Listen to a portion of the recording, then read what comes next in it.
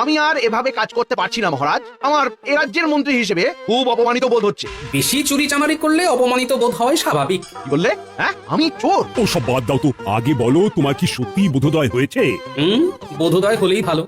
কারণ চুরি যাওয়া মোহরের পরিমাণ তো ওদিকে আকাশ ছুঁই ছুঁই। এসব কি বলছেন মহারাজ? দেখো মন্ত্রী, বেশি ভণিত আমার ভালো লাগে না। যা বলার তা তাড়াতাড়ি বলুন মন্ত্রী মশাই। এ রাজ্যের একজন ভাঁড়ের বেতন মন্ত্রীর বেতনের প্রায় সমান সমান। তাদের দুজনের বেতনের ভেতরে ফারাক প্রায় নেই বললেই চলে। আমি তো ভাবছি ভাঁড়ের বেতন এই মাস থেকে মন্ত্রীর বেতনের থেকেও বেশ কিছুটা বাড়িয়ে দেব। মহারাজ, আমি বলতে বাধ্য হচ্ছি, আপনি কিন্তু একটু বেশি পক্ষপাতিত্ব করছেন। কোন রাজ্যে এমনটা হয় না। মন্ত্রী মশাই রাগ করবেন না। আপনি একটু খোঁজ নিলে এটাও জানতে পারবেন যে অন্য রাজ্যের ভাঁড়ের বেতন আর মন্ত্রীর বেতনের ভিতরে কেন অত্যধিক ফারাক রয়েছে। এটা আবার খোঁজ নেওয়ার কি আছে? অন্য রাজ্যের রাজারা তো আর সবাই নির্দিষ্ট একজনের প্রতি পক্ষপাতিত্ব করেন না, তাই সেখানে সবাইকে তাদের পদ অনুযায়ী বেতন দেওয়া হয়। ভুল কথা। আসল সত্যিটা হলো আমার রাজ্যে মন্ত্রীর থেকেও একজন ভাঁড় বেশি কাজ করে, আর অন্য রাজ্যে তো আর সেটা হয় না। বরং আমাদের মহারাজকে এদিক থেকে ভালো বলতে হবে, কারণ উনি কাজের ভিত্তিতে বেতন দেন না। কি সর্বনাশ! যদি মহারাজ কাজের ভিত্তিতে বেতন দিতেন তাহলে মন্ত্রীমশাই ঘরে একদম শূন্য বেতনে যেতেন। মহারাজ, আপনিও হাসছেন। কোথায় আমার অসুবিধাটা একটু বোঝার চেষ্টা করবেন। দেখুন মন্ত্রী মশাই, আপনি না। থামো গোপাল, থামো। তোমার ওই মাথা ভর্তি টাক আর হাতির মতো। মন্ত্রী, তোমার এতবার বেড়েছে, নিজে একজন সভাসদ হয়ে আরেক সভাসদের চেহারা নিয়ে ব্যঙ্গ করছো। ছি ছি ছি ছি। না না না না না না, এসব আমি একদম বরদাস্ত করবো না। বেরিয়ে যাও, বেরিয়ে যাও আমার সভা থেকে। যাও যাও। মহারাজ, মহারাজ, আমার কথাটা একবার শুনুন। মহারাজ, না না, আমার আর কিচ্ছু শোনার নেই মন্ত্রী। তোমার মন কুমানসিকতায় ভরে গেছে। তোমার শুদ্ধাচারের প্রয়োজন। তুমি যদি নিজেকে এই ধরনের মনোবৃত্তি থেকে শুধরে নিতে পারো, তাহলেই আবার এই রাজসভায় ফিরো, না হলে নয়। আমায় মাফ করে দিন মহারাজ, এমনটা আর হবে না। ওই যে বললাম, নিজেকে পাল্টাতে পারলে ফিরে এস। তুমি এক কাজ করো, তীর্থে যাও, মনকে শুদ্ধ করো, তারপর ফিরো। আর হ্যাঁ, অশুদ্ধ মন নিয়ে শুদ্ধতার ভান করে এই রাজ্যে প্রবেশের পর যদি কোনো বাজে কাজে ধরা পড়ো, তাহলে মনে রেখো, তখন এই রাজ্য থেকে সোজা বার করে দেবো। যাও যাও, এক্ষুনি বেরিয়ে যাও।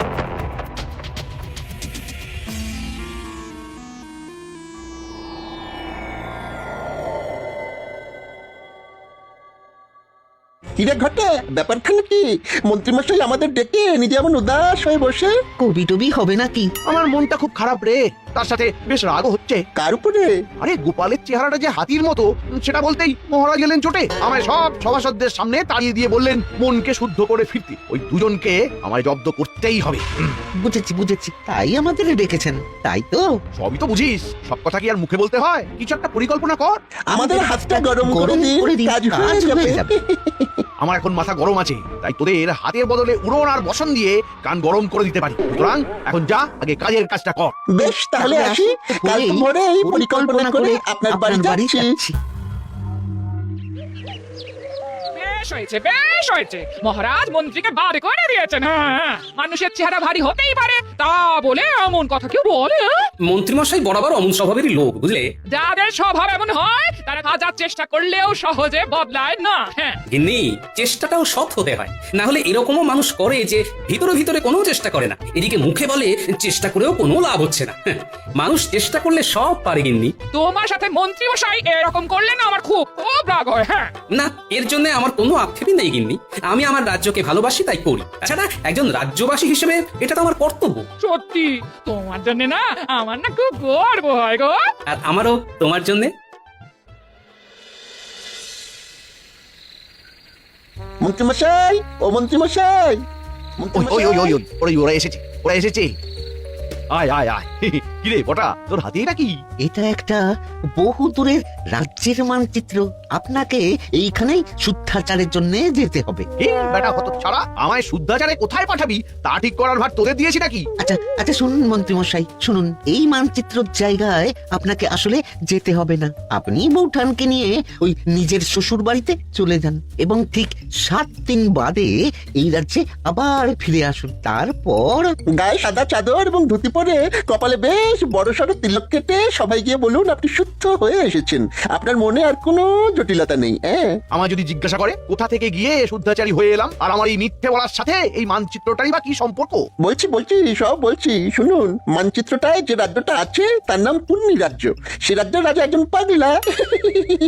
তাই তার রাজ্য যে যায় সে আর বেঁচে ফেরে না। হ্যাঁ, তাই আপনি যেদিন রাজসভায় যাবেন সেই দিন হাতে করে ওই মানচিত্রটা নিয়ে যাবেন এবং সবাইকে বলবেন এই রাজ্যে একজন গুরু থাকেন, তার সান্নিধ্যে গিয়েই আপনার এমন আমূল পরিবর্তন ঘটেছে।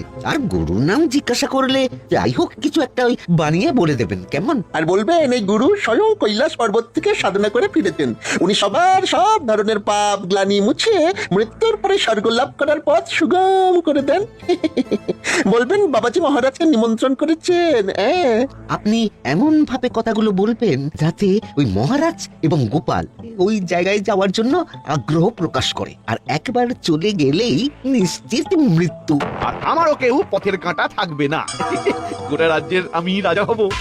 বাহ বাহ বাহ, বাহ রে বাহ, বটা ঘোড়া। আমার সাথে বদমাশি করে করে তোরাও তো দারুণ পরিকল্পনা করতে শিখে গেছিস দেখছি। বাহ, এবার আমাদের মোহর দিন। পরিকল্পনা তো শুনেই নিলেন। এত তাড়াহুড়ো করিস কেন বলতো? বাইরে পরিকল্পনাটাও তো তাড়াহুড়ো করেই দিলাম তার বেলায়। একদম ঠিক। কাজ হবে, মোহর ছড়বে, এইটাই তো নীতি। দাঁড়া দাঁড়া দাঁড়া, আর বাজে বকিস না।